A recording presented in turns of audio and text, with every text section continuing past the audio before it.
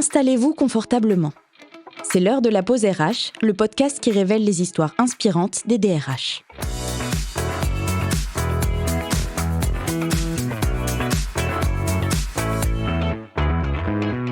Aujourd'hui, on vous emmène dans les coulisses de GCC, un groupe français majeur du secteur de la construction et du génie civil qui réunit plus de 50 entités.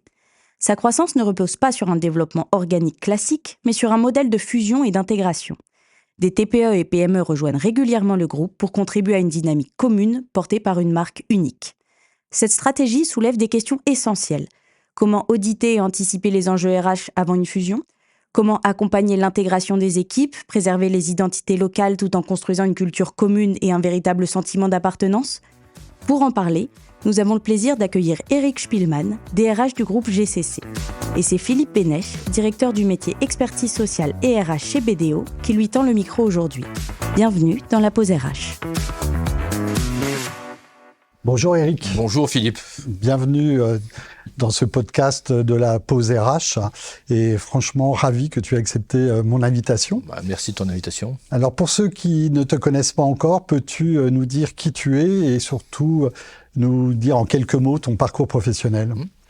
Donc je m'appelle Eric Spielmann, je suis actuellement DRH et directeur de la communication de GCC et directeur de la diversité aussi de GCC. Et j'ai rejoint GCC en 2015.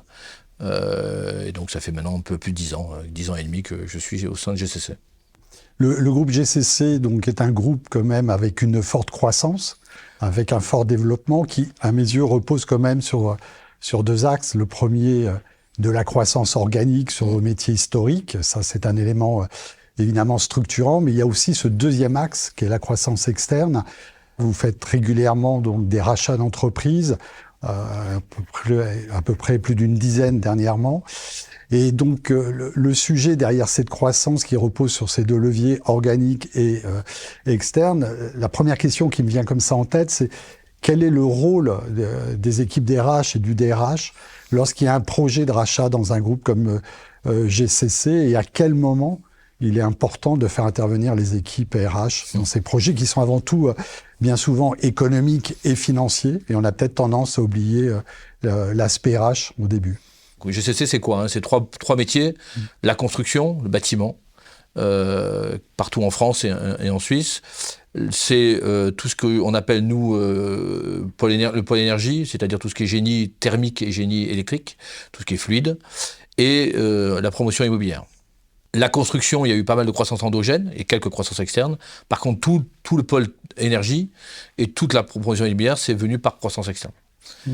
Et en effet, le groupe a évolué du spin-off de la création d'indépendance en 99-2000 à aujourd'hui. Aujourd'hui, on fait 1,2 milliard, 3000 collaborateurs. À l'époque, c'était 200 millions et je crois 600 collaborateurs. Donc en effet, cette croissance en 25 ans est importante. Un mot et après on n'en parlera plus. La croissance endogène reste un axe majeur de notre capacité à nous développer, parce qu'on a un programme qui s'appelle Tremplin, qui permet de dire on a des entrepreneurs de l'extérieur ou des intrapreneurs de l'intérieur qui créent de nouvelles activités, soit dans un nouveau territoire, soit dans une nouvelle dimension. Et donc cette partie-là de la croissance représente quand même 250 millions aujourd'hui sur les 1,2 milliard. Donc c'est pas neutre quand même cette partie organique et qu'on favorise en accueillant des gens qui ont envie d'entreprendre et qui ont envie de développer une autonomie. Voilà. Ceci étant dit, on a évidemment en parallèle la croissance externe qui fait partie de notre croissance et fortement. Par rapport à la question, aujourd'hui, clairement, j'ai toujours connu les RH qui intervenaient dès l'amont, dès l'analyse, dès l'audit préalable, avec des rapports d'audit autour de la fonction RH, qui étaient très tournés au début de ma carrière sur les aspects, on va dire, de risque, conformité, compliance, autour de la paye, autour des relations sociales, autour des risques juridiques, autour de toutes ces notions-là qui sont importantes et qui rentrent dans la négociation capitalistique et donc par rapport au risque et donc, qui rentrent éventuellement derrière dans la GAP, on en reparlera tout à l'heure, c'est-à-dire dans la garantie d'actifs passifs. Et après, au fur et à mesure, je me suis rendu compte assez vite, compte tenu des difficultés, qu'il fallait compléter ça par un audit managérial que j'ai maintenant appelé audit culturel, qui est une grande partie de la réussite ou de l'échec des intégrations. Donc aujourd'hui, on intervient très en amont par rapport à ça, par des audits préalables, et on fait partie de l'équipe qui regarde, qui étudie, qui définit tout ça. Oui, donc c'est pour toi un des premiers enseignements de toute ton expérience de la croissance externe, c'est d'avoir une intervention en amont des équipes RH sur la partie compliance, qui est effectivement la conformité légale et ce qui est le plus naturel, mais tu insistes beaucoup également sur cet aspect culture d'entreprise. Il y a un aspect fondamental que je voudrais souligner, je le répéterai éventuellement, c'est il faut savoir dès le départ pourquoi on reprend une entreprise. Parce que quand on reprend une entreprise, quand on fait la croissance externe, c'est pour objectif de la création de valeur. Il faut bien savoir dans quelle dimension on va s'inscrire. On va dire qu'il y a quatre pour moi grands objectifs d'une croissance externe et de création de valeur par rapport à ça, et d'intégration, et de modèle d'intégration. Il y a le premier, on peut dire, c'est la préservation. C'est-à-dire on reprend une activité que nous n'avons pas, avec un environnement que nous n'avons pas, et on préserve la croissance externe dans l'ensemble de ces éléments, que ce soit opérationnel ou de fonction support. Le seul changement pour la structure, c'est une structure d'actionnariat, et donc de reporting et de gouvernance de la tête de l'entreprise. Le reste ne change pas. Ça, c'est un élément de préservation. Ça peut arriver, hein. On peut reprendre des activités et préserver. C'est ce qu'on a fait, par exemple, quand on a repris la promotion immobilière dans un premier temps, où, comme c'était un métier à part, avec au-delà de la convention collective, même des façons de travailler à part, etc., on est plutôt parti sur de la préservation. Deuxième objectif après la préservation, c'est la symbiose. C'est-à-dire, on essaye de faire... et on étudie la possibilité d'apporter des éléments, on part du juridique, on peut parler bien sûr des RH, on peut parler de la partie trésorerie, financière, etc. Et on fait de la symbiose, c'est-à-dire on garde la structure dans son core business et on apporte des éléments complémentaires qu'elle n'a pas su développer. Par exemple, là, je suis sur une croissance externe où ils voulaient se développer sur de la juridique société, mais ils ne vont pas se le développer puisque nous, on l'a, donc on a de la symbiose. Si on va un peu plus loin que la symbiose, j'appellerais ça la rationalisation. Là, on va un peu plus loin, c'est-à-dire on rationalise les fonctions support. On fait des économies d'échelle par rapport à ces fonctions support.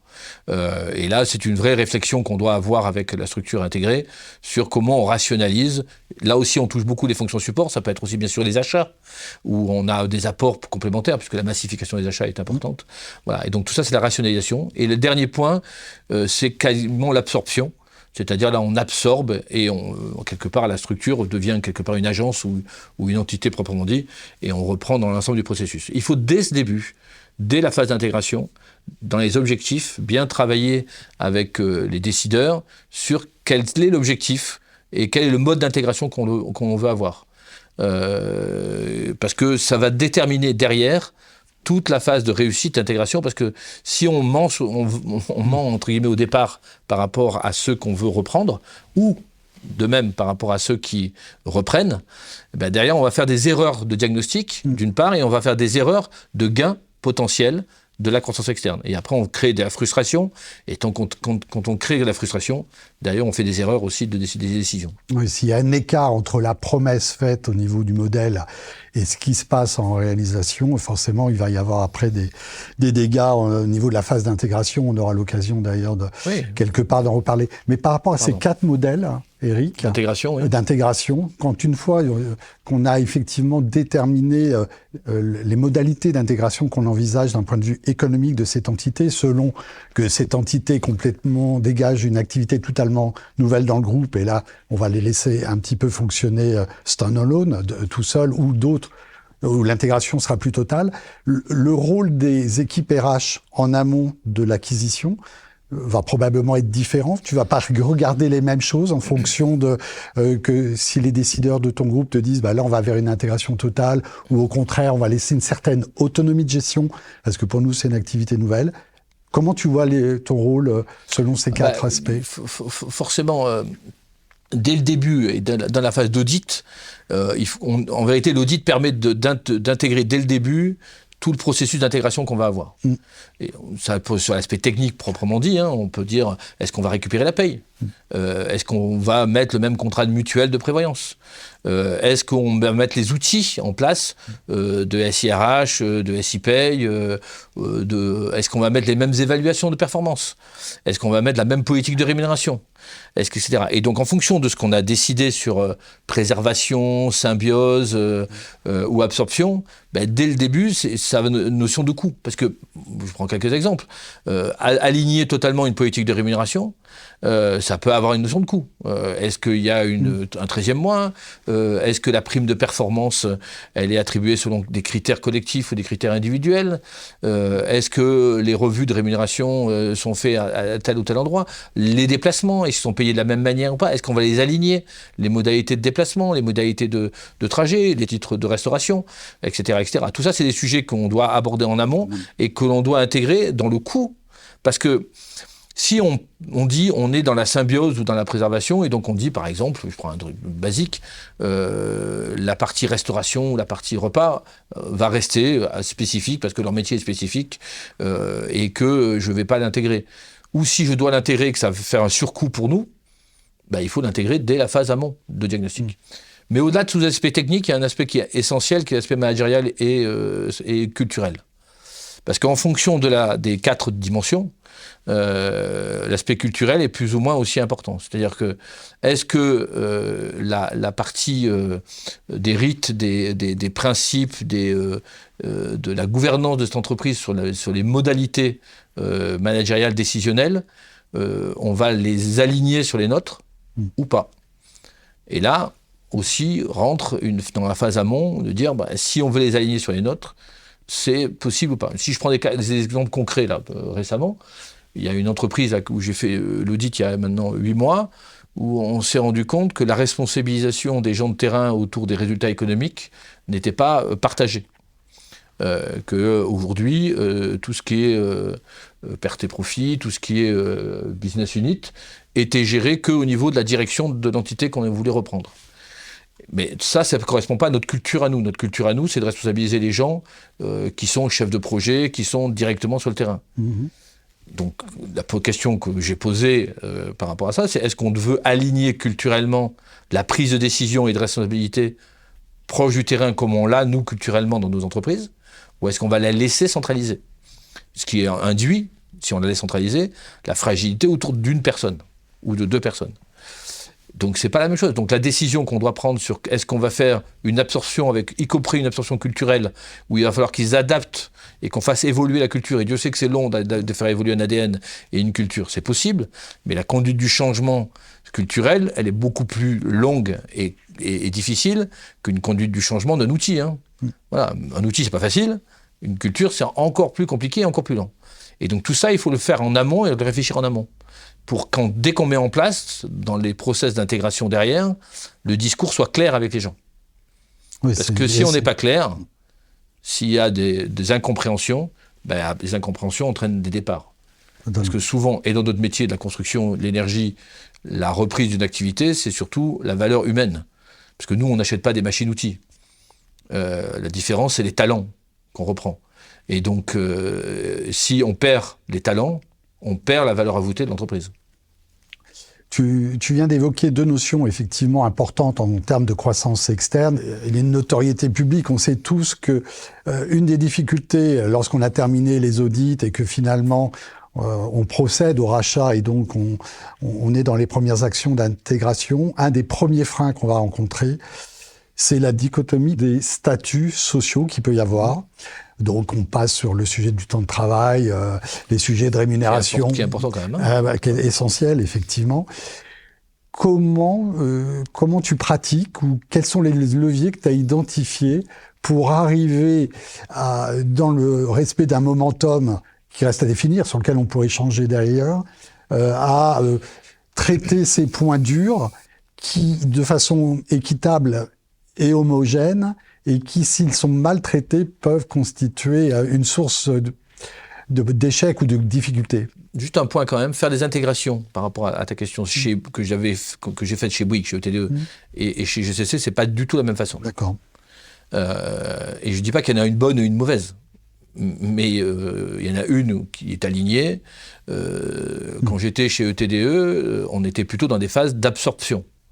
Avec absorption intégrale, on applique un modèle. On applique les mutuelles, les accords de temps de travail, l'ensemble des décisions groupes, que ce soit des outils, etc. Et l'objectif, c'est le rythme. C'est pas la décision de ne pas le mettre, c'est le rythme à laquelle on intègre les sociétés. Par contre, il est clair que la totalité du package RH, c'est-à-dire que ça s'appelle outils, process, organisationnel, décision et culturel, doit petit à petit converger. Et ça, on était clair avec les personnes d'ailleurs qui se vendent, entre guillemets, ou qui font l'effort, qui vendent à Bouygues, ils savent très bien qu'il y a ça derrière. Voilà. Et il n'y a pas de tromperie sur la marchandise. Ouais. Voilà, donc au moins, il n'y a pas d'ambiguïté. Et après, c'est de discuter sur quand on remet en cause la mutuelle, quand on remet en cause le temps de travail, comment on fait le processus d'alignement des principes, etc., etc. Donc tout ça, c'est un délai, ça va de 6 mois pour certaines choses, ou à 4 ans ou 5 ans pour d'autres. Encore une fois, ça dépend. Mais là, le processus est clair. Chez GCC, on adapte en vérité.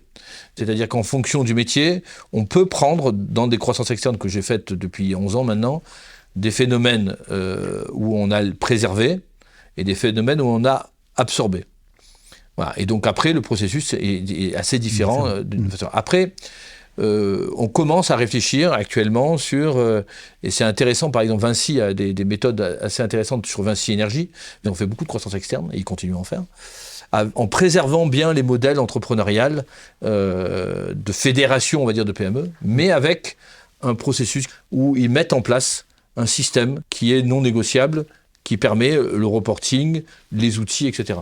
Et donc, on est en train de réfléchir à ce système-là. Je ne sais pas si ça répond complètement à la question que tu as posée, mais peut-être qu'il faudrait que j'aille plus loin sur... Si, on a bien compris qu'en fonction de l'option retenue quelque part d'intégration, bien le modèle du groupe s'applique dans un temps plus ou moins court, mais il est annoncé en amont du Ça, c'est comme rachat. dans une phase groupe très claire. Dans notre cas, on s'adapte. Je prends par exemple dans les croissances que nous avons faites, le temps de travail, les accords de temps de travail au sein de notre groupe sont différents d'une entité à l'autre. Et ça ne me pose pas de problème, puisqu'elles sont adaptées par rapport au métier et par rapport au client et à la demande du client. Quand on intervient de nuit pour la RATP ou quand on intervient sur des gros projets, quand on fait de la maintenance sur des espaces et des collectivités publiques ou quand on fait des déplacements à l'étranger dans les missions, dans les automatismes, le temps de travail est un peu différent. Et j'accepte donc de fait des choses très différentes par rapport au temps de travail, y compris sur les déplacements. Mais là, c'est un deal qu'on a à chaque fois avec les patrons qui sont aux manettes opérationnelles de ces entreprises, et nous, en disant, voilà ce qu'on négocie. Par contre, ce que je ne négocie pas là, aujourd'hui, c'est la paye, par exemple. Je considère que la paye et la compta et la trésorerie, ce sont des éléments régaliens, et donc on est clair sur les éléments régaliens. Il faut être très clair dès le début avec les personnes qu'on reprend, sur qu'est-ce qui est de l'ordre du régalien et qui va être contrôlé, y compris dans les phases d'ailleurs de préservation. Parce que dans les phases de préservation, il y a forcément du reporting. Y compris dans la phase de préservation, il y a les histoire de gouvernance. Le conseil d'administration, le reporting, il doit être aligné par rapport à ce qu'on fait dans le groupe, de toute façon. Sinon, il n'y a pas de reprise. Et sur l'aspect culturel, est-ce que tu as déjà été confronté, toi, à titre personnel, à une culture, on va dire, clash au niveau RH, c'est-à-dire une culture où il y a très clairement un frein au changement dans l'équipe. Et si oui, comment tu as réussi à aborder ça pour éviter que ce soit de nature à constituer un échec, finalement? Est-ce que j'ai réussi? Il y a toujours des clashs. C'est-à-dire que entre l'actionnaire qui revend une entreprise et les managers et les talents qui sont dans l'entreprise, il y a une incompréhension sur pourquoi on nous a vendus. Même si le patron explique à ses collaborateurs, à ses talents, à ses hommes clés, etc., il y a toujours une incompréhension. La pédagogie n'a pas réussi à insuffler tous les étages. Non, parce que généralement, de l'équipe, quand on reprend, c'est plutôt des entreprises, on va dire, soit des PME, soit avec une grande proximité, et soit avec du paternalisme, même souvent, par rapport aux entreprises. Donc il y a toujours assez souvent, je l'ai vu, une notion de trahison, de sentiment de trahison entre ce pourquoi vous nous avez fait venir et ce pourquoi vous nous avez fait travailler. Et derrière, vous nous avez vendu à un groupe. Et donc, quelque part, le deal qui nous a fait venir dans cette entreprise, qui nous a fait grandir, sur cet aspect-là, ne sera plus respecté. Voilà. Et donc là, c'est clairement de la pédagogie. Il faut qu'ils retrouvent leur petit, leur compréhension par rapport à ça. Et il faut qu'ils comprennent qu'est-ce qu'on va préserver chez eux. Et qu'est-ce qu'ils n'ont pas besoin de préserver, qui est de l'autonomie, mais qui était de la fausse autonomie. Au départ, je ne faisais pas d'audit culturel. Quand j'ai commencé à faire des croissances externes, je faisais des audits techniques par rapport au paye, par rapport au juridique, par rapport à la compliance. Je ne faisais pas des aspects culturels. De plus en plus, j'en fais. Et de plus en plus, j'essaye de perfectionner cet aspect des choses parce que c'est fondamental derrière dans la phase d'intégration. C'est quoi un audit culturel ? C'est de réfléchir dans cette entreprise, c'est quoi les symboles, c'est quoi les zones de pouvoir, c'est quoi les lieux de décision, c'est quoi les mythes dans lesquels ils ont construit leur collectif, leur corps social collectif. Et il faut analyser ça pour bien comprendre que ça va rester ça dans leur mémoire. Ça va rester dans leur façon de penser, de réagir, etc. Et donc, c'est important de savoir, par rapport à ces éléments, comment on va pouvoir, non pas entrer en rupture, mais les faire évoluer pour les faire correspondre à notre ADN. Donc déjà, il faut bien connaître l'ADN de notre entreprise, il faut bien connaître la culture de notre entreprise, et faire après un comparatif de dimensionnement entre leur culture, la nôtre, et de voir comment on peut faire évoluer les choses, sans casser, parce qu'on ne casse pas une culture. Hein. Quand on casse une culture, c'est la rupture. C'est la rupture, et puis on rachète du vent. Ça nous est arrivé, malheureusement, des échecs où culturellement, ce n'était pas faisable. Je prends une entreprise qu'on a repris dans la construction, où, entre guillemets, la façon de gérer les chantiers était un peu du tâcheronnage. Voilà. Le patron passait tous les matins sur tous les chantiers, donnait au chef de chantier, au conducteur de travaux, tout ce qu'il y avait à faire. Et au niveau des payes, par exemple, on s'est rendu compte à posteriori qui parlait d'un net avec les gens et qui remontait le bulletin par rapport à ce net qui négociait. Voilà. Ce qui n'est pas légal, hein, mais c'était comme ça qu'ils faisaient. Derrière, nous, quand on a mis en place nos procédures de pointage, de salaire, de rémunération, de management, et qu'on a demandé aux conducteurs de travaux, en l'occurrence, d'assumer leurs responsabilités de l'organisation, de la planification de leur chantier, mais ils n'étaient pas capables. Parce qu'ils n'avaient pas été élevés dans un ADN et dans une culture qui était celle-ci. Et donc, clairement, on a quasiment tout perdu. Aujourd'hui, de cette entreprise où ils étaient 35, il n'en reste plus que 2. Voilà. Après, on peut considérer que c'est un échec. Et c'est un échec. Par contre, c'était dans une région où on n'était pas du tout présent. Et suite à cette reprise, on n'a pas voulu abandonner cette région et on a trouvé des ressources externes et internes pour développer cette région. Aujourd'hui, cette activité existe dans cette région, pas sur la base du socle de l'entreprise reprise, mais sur la base de ce qu'on n'a pas voulu abandonner en territoire et qui nous a permis aujourd'hui de créer de la valeur malgré tout, mais pas par rapport à la reprise d'entreprise. Mais là, clairement, on n'a pas analysé en amont, je n'ai pas analysé en amont avec mes équipes, suffisamment le misfit culturel et de fonctionnement que l'on aurait. On a regardé les payes étaient payées, le contrôle, les URSSAF étaient payés, les heures étaient respectées, mais comme tout était remonté à l'envers dans le mode de fonctionnement, on n'a pas vu ça. Il y a un sujet qui m'interpelle, c'est que je me dis, en fait, c'est l'intégration d'une croissance externe. Il y a un gros accompagnement du changement, conduite quelque part du changement. En t'écoutant, je comprends que c'est fait en interne, peut-être probablement plutôt par les équipes RH, ou est-ce que ça t'est déjà arrivé d'avoir recours à un consultant externe pour essayer justement d'accompagner cet équilibre entre le respect de l'identité locale de la société qui vient d'être intégrée dans le groupe et cette volonté quand même de co-construire à terme une culture d'entreprise qui est groupe, enfin qui doit être homogène à l'intérieur du groupe. Oui, harmonieuse plus qu'homogène. Ce qui n'est pas tout à fait les mêmes propos. C'est-à-dire que l'objectif, c'est pas forcément quelque chose qui soit homogène au sens pas hétérogène, donc c'est-à-dire complètement cohérente et unie. Des fois, on peut avoir des choses différentes mais harmonieuses. Je compare toujours. Quand j'étais dans des groupes précédents, on était plutôt dans la recherche d'homogénéité. Là, aujourd'hui, chez GCC, je suis plutôt dans la recherche d'harmonie. C'est-à-dire que les choses se parlent, fonctionnent entre elles, mais pas forcément dans l'uniformité ou dans l'homogénéité. Encore une fois. Oui, la nuance est importante. Vous respectez les diversités quand même. BDO, on travaille ensemble avec la paye, avec Silae.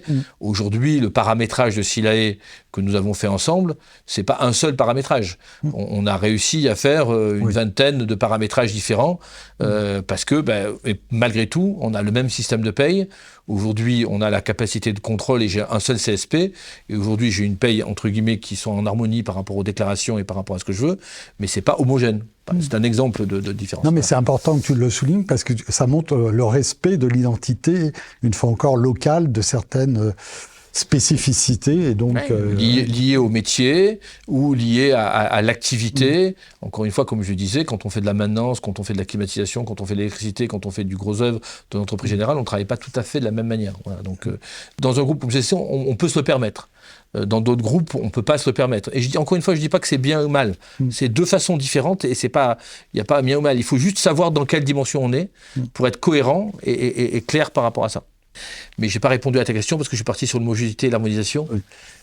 Le sujet, c'était de savoir si, pour arriver à cette évolution et à cette intégration, est-ce que c'était arrivé d'avoir recours à de l'externe ? Jamais par rapport à l'aspect culturel et managérial. D'accord. J'ai eu recours à des cabinets externes pour l'analyse et l'audit RH, paye, parce que quand c'est un peu complexe et que j'ai pas forcément le temps et que mes équipes sont pas suffisamment disponibles pour ça, il m'est arrivé par rapport à ça de faire des audits extérieurs pour tout ce qui est compliance.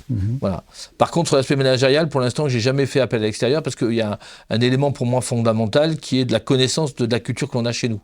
Voilà. Et puis comme en plus la phase d'audit est une phase quelque part de pré-intégration, ça permet aussi d'avoir une cohérence et une fluidité entre la phase d'écoute, d'audit, de diagnostic, et la phase derrière, après, de process d'intégration dans l'aspect culturel managérial.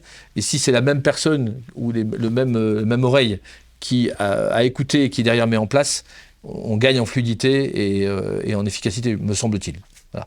Après, peut-être que sur des structures complexes, ce qui n'est pas le cas aujourd'hui des croissances externes que nous avons fait, peut-être qu'on pourrait, avec des gens à qui on transfère correctement notre culture et notre ADN, se faire aider par des cabinets qui ont la capacité d'écoute assez forte. On est dans cette phase d'intégration. Quelles sont les premières actions à mettre en place, on va dire, dans les 90 premiers jours, dans les 100 premiers jours? Est-ce que tu as une to-do list en disant, voilà, dans le premier trimestre de l'intégration, il faut absolument valider tel et tel jalon?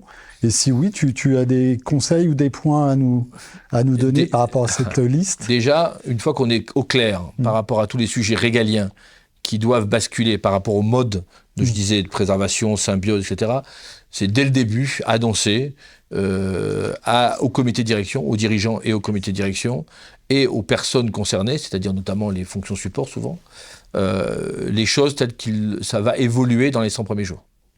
Malheureusement, on ne l'a pas toujours fait, et ça entraîne derrière des frustrations et des anomalies, etc. Aujourd'hui, on va être, et je suis là depuis maintenant 3 ans seulement, beaucoup plus ferme sur ces 100 jours, qui sont, mesdames, messieurs, la paye, on va la récupérer au niveau du CSP. Du centre de services partagés paye. Et donc, on va changer d'outil paye.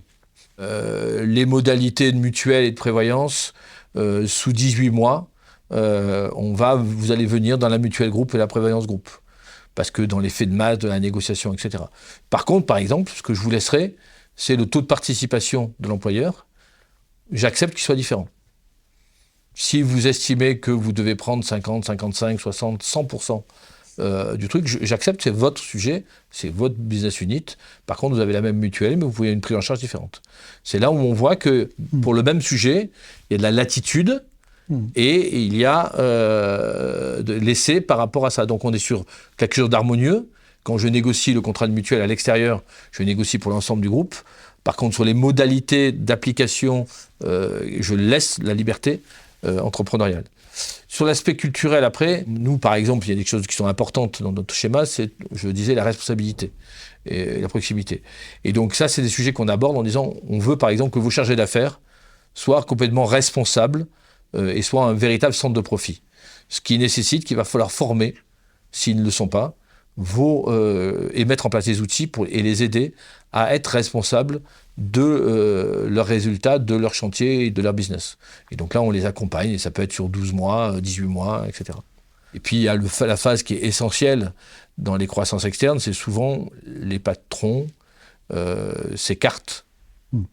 Parce que généralement, s'ils ont vendu leur entreprise, ou si leur entreprise est vendue, c'est que le management, à terme, court ou moyen terme, a envie de partir à la retraite ou est arrivé à la fin d'une période. Ça peut arriver qu'ils restent, mais la plupart du temps, c'est des gens qui veulent céder une activité. Là, je vois, j'étais sur une activité qu'on a repris il y a 1 an. Le patron nous a accompagnés pendant 2 ans. C'était le deal qu'on avait ensemble. Et là, on prépare sa succession. Et donc là, on travaille avec lui entre les gens internes, les talents internes qu'il a et par rapport à l'apport externe, la meilleure méthode pour qu'il y ait une continuité et une transformation managériale de l'entreprise en amont. D'accord.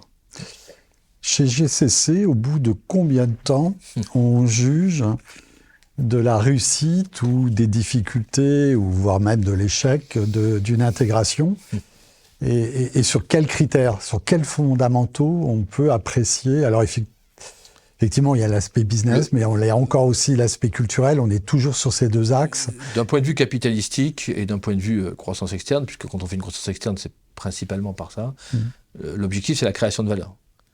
La création de valeur, c'est pas forcément améliorer les résultats. La création de valeur, c'est que le bilan et que la valorisation du groupe et de l'entreprise soit valorisée à une hauteur supérieure au moment du rachat. D'accord ? C'est comme ça que ça fonctionne capitalistiquement. La création de valeur, elle ne se fait pas du jour au lendemain. Et ça passe souvent par des cobangies, c'est-à-dire par des pertes de résultats, mais qui ne diminuent pas la valeur de l'entreprise, mais qui éventuellement vont amener la création de valeur par rapport à ça. Donc il faut accepter ces phénomènes-là. Et donc par rapport au délai, il m'est arrivé de voir des croissances externes. Je pense à une croissance externe que nous avons fait en 2014. Au bout de 3-4 ans, on aurait fait un diagnostic d'échec sur cette croissance externe. Aujourd'hui, on considère que c'est le plus gros succès. Voilà. Comment on passe d'un sentiment d'échec au bout de 3-4 ans à un succès aujourd'hui considéré comme une réussite totale 10 ans après? On était dans une région où on n'était pas du tout présent et on a repris une entreprise qui avait une spécialité de construction gros œuvre de logement. Donc avec une culture de production propre très forte et avec un fonctionnement très centralisé autour d'un triumvirat à la tête de 3 personnes qui chacun avait sa fonction. Une plutôt externe, commerciale, l'autre plutôt interne, technique, et l'autre plutôt gestion et financière. Ce triumvirat dirigeait la boîte de main de maître et avait l'ensemble des éléments de pilotage et d'optimisation en tête. Le deal qui avait été passé avec eux, c'est que pendant 3-4 ans, ils nous accompagnent et qu'après, que ce qu'ils voulaient partir à la retraite, on prenne petit à petit le leadership sur cette fonction. Et donc pendant 3-4 ans, on a été totalement dans la préservation, à tous les points de vue. Outils, etc. Et donc on n'a rien vu en vérité. Voilà, donc, vous avez laissé l'État en autonomie complète. Il y a eu du reporting, on a fait du conseil d'administration où c'était plus eux les présidents, on leur a demandé des outils de reporting, etc. Mais on a laissé les choses, etc. en l'État. Et au bout de 3-4 ans, quand ils sont partis, la boîte, elle s'est écroulée en vérité. Et comme on n'avait pas préparé avec eux l'aspect managérial, et même l'aspect culturel, qu'on a mis quelqu'un de chez nous qui venait d'une autre entité à la tête, sauf que lui, il avait la particularité de faire de l'entreprise générale, de la conception-réalisation, et pas du gros œuvre, etc. Et c'est pas tout à fait la même façon de compter, de faire du commerce et d'organiser les chantiers. Et donc on s'est retrouvé dans une rupture, a posteriori, 3 ans après la reprise, qui a été une catastrophe. Et on s'est posé la question est-ce qu'on n'a pas fait la plus grosse bêtise de notre vie d'acheter cette entreprise quand ça a commencé à se déliter. Mais là, on s'est reposé et là, quelque part, on a refait une phase d'intégration qu'on aurait dû faire avant avec eux. Mais bon, on l'a fait à ce moment-là. Et aujourd'hui, cette entreprise, elle est passée de 25 millions d'euros à 110 millions d'euros. Elle est passée de résultats autour de 1 ou 2%, ce qui est déjà pas mal dans le BTP, parlez pas, à maintenant 5% de résultats. Elle a étendu son territoire et elle a étendu ses métiers. Et donc aujourd'hui, cette entreprise est devenue 4 entreprises. C'est une réussite totale dans le modèle d'intégration et dans le modèle où ils ont su aujourd'hui évoluer. Par contre, c'est une filiale avec des spécificités, mais qui travaille complètement en harmonie avec nous. Voilà. Mais alors, c'est quoi le bon timing de juger ? Est-ce qu'on aurait dû juger il y a 3 ans cette intégration, on aurait juré comme un échec, 10 ans après, c'est la meilleure. Je vais dire que malgré tout, moi je fixe, si on doit fixer un date, sur du temps 5 ans. C'est-à-dire que c'est quand même du temps long. Parce que la digestion, au-delà des process, parce que l'aspect culturel évolue et change sur du temps long. L'être humain, il change, mais sur du temps long. Et donc, comment on voit que l'ADN est devenu compatible, que l'intégration et le sentiment de faire partie du groupe et de la fierté de faire partie du groupe, c'est pas en 1 an ou 2 ans qu'on y arrive. Voilà. On fait des enquêtes collaborateurs. Ce qui est intéressant aujourd'hui, c'est que dans les enquêtes qu'on a fait il y a l'année dernière, on va faire la nouvelle en 2026, on s'est rendu compte que la plupart des collaborateurs dans ces entités de reprise, au bout de 4-5 ans, sont fiers de faire partie du groupe. Des fois même plus fiers que de faire partie de leur entité. Alors, ce qui n'était pas forcément évident au départ. Donc comme quoi on a réussi à leur donner un sentiment d'appartenance, de mobilisation culturelle par rapport au groupe, mais on l'a fait sur du temps long. Oui, c'est très clair en t'entendant que le critère majeur de cette réussite, c'est ce sentiment d'appartenance au groupe qui va faire que tu vas juger que la fusion, le rapprochement est vraiment intégré culturellement. Oui. S'il y a ce sentiment de fierté, d'appartenance, d'ancrage au groupe, oui, et puis, la mayonnaise a prise. Et puis d'alignement sur les valeurs, sur les principes, sur les interdits. Nous, on est un groupe où on a mis en place des interdits. Pourquoi ? Parce que comme on laisse beaucoup de liberté, nous, on a créé des interdits. Quand les interdits sont vécus par les sociétés reprises, ça veut dire qu'on a gagné, parce qu'on a les mêmes interdits. Donc là, tu viens de partager avec nous une intégration réussie, même s'il y a eu cette courbe en J et quelque part cette crainte au bout des 3 ans. Est-ce que dans ta carrière, tu as rencontré une intégration qui a été réellement un échec ? Oui, bien sûr. Et si oui, pour toi, quels ont été les manquements qui ont généré quelque part cet échec ? Et a posteriori, quel enseignement t'en tires en disant voilà, maintenant plus jamais j'aurai cette approche ou cet accompagnement, enfin moi ou mes équipes bien entendu, mais quelle leçon tu tires Il y a eu un échec d'une société qu'on a repris, c'était dans le domaine de la climatisation, et qu'on a revendu. Pourquoi ? Parce que managérialement, culturellement, au-delà de l'aspect économique, on n'a jamais réussi à s'aligner et à faire accepter un mode de fonctionnement et un mode de schéma qui était acceptable, parce que la personne qui était à la tête de cette entreprise, qui avait été mise en place par l'actionnaire précédent, quelque part n'avait pas complètement validé le fait d'être vendu. Et donc, quelque part, a repris a posteriori. Et là, on a eu de la perte de valeur, puisque le rachat, etc., et les résultats, on n'a jamais eu le retour sur investissement qu'on a fait. Voilà. Et cette entreprise, elle vit toujours, d'ailleurs.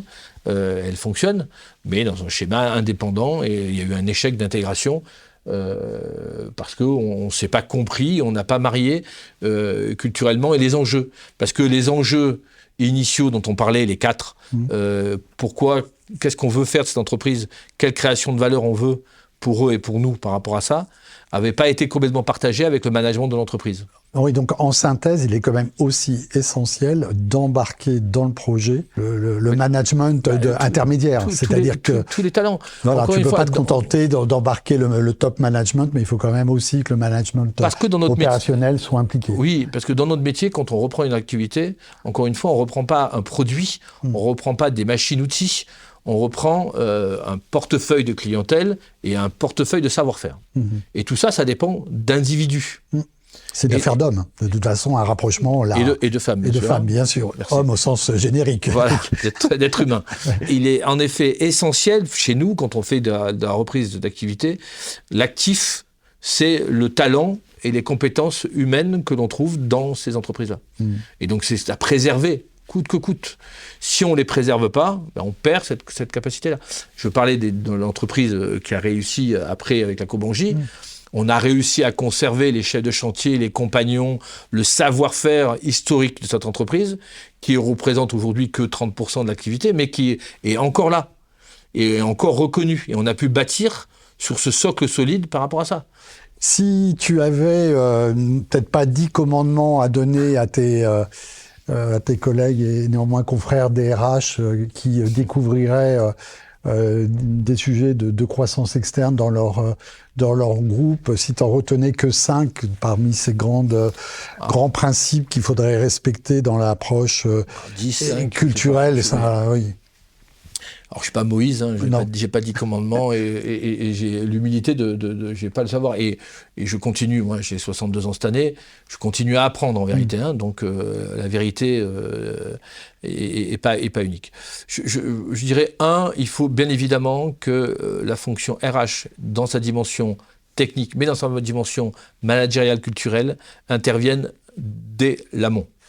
J'ai pas réagi tout à l'heure, mais c'est effectivement essentiel et on ne le voit pas systématiquement. C'est pour ça que tu as raison de l'insister. Oui. Bien souvent, on fait venir la partie RH en cours de parcours, mais un des principaux enseignements, c'est effectivement d'impliquer les équipes RH dès le début. Si la fonction RH est telle que je la conçois, une fonction cœur de la stratégie, de la culture de l'entreprise, il faut qu'elle intervienne le plus en amont possible. Voilà.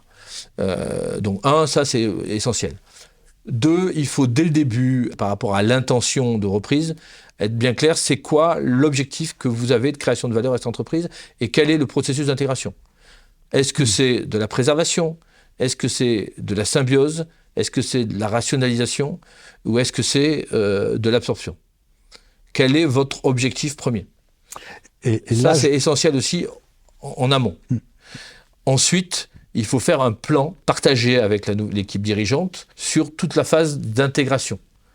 Tout ne se fait pas en une journée, mais dans les 100 jours, il faut être clair sur la planification que l'on va faire, que ce soit par rapport aux outils, que ce soit par rapport au process, que ce soit par rapport au management. C'est essentiel, parce que comme ça, on met de la durée dans les choses et on met de la clarté dans les choses. Et puis ensuite, c'est de la présence dès les 100 premiers jours, de la présence forte. C'est-à-dire que le problème, c'est quand on reprend une entreprise, les gens s'attendent à ce qu'il y ait des changements. Les gens s'attendent à ce qu'on soit présent. L'erreur que j'ai vue assez régulièrement, on va dire, au début, on ne va pas les brusquer. Donc on ne va pas venir trop. On ne va pas trop les envahir. Le fait est que les gens, quand ils ne voient pas les personnes au début, ils disent, on va faire comme avant. Et donc, quand 1 an, 6 mois, 1 an, 2 ans, 3 ans après, on commence à faire les changements, ça fait comme s'il y avait une nouvelle intégration. C'est important de faire ce plan et d'être présent énormément au départ, en disant, on est là avec vous pour analyser, pour vous expliquer, pour faire le plan et pour créer du lien et du contact qui va permettre après de construire. Encore une fois, on a dit que c'est long, mais tout se prépare au début.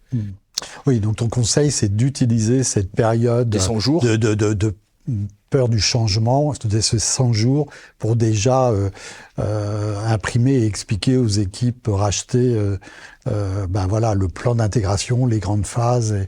Et c'est encore, on retrouve ton concept surtout, de confiance et de transparence, réexpliquer aux équipes. Et de créer le lien humain qui va pouvoir derrière faire évoluer derrière les choses correctement. Et après se servir de ces jalons pour dire, voyez, on vous a dit ce qu'on allait faire et on fait ce qu'on vous a dit, et c'est comme ça qu'on rentre dans un cercle vertueux de confiance mutuelle.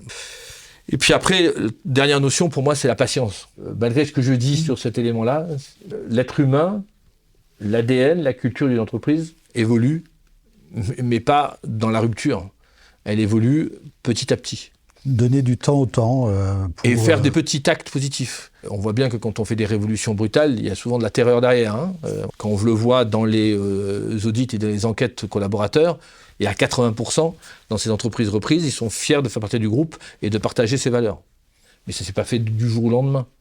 Ça s'est fait parce que les nouveaux intégrés font nos journées d'intégration, parce que dans les formations, ils partagent sur les cultures managériales, commerciales des formations, parce qu'on fait du réseau et des rendez-vous où on est présent, parce qu'il y a tout un tas de phénomènes qui sont des choses qui sont immatérielles, mais qui font que petit à petit ce lien se fasse et qui deviennent même plus performants. La création de valeur financière et la création de valeur humaine sont hyper importants. Bien, écoute Eric, merci pour ce partage d'expérience et merci pour tous ces conseils.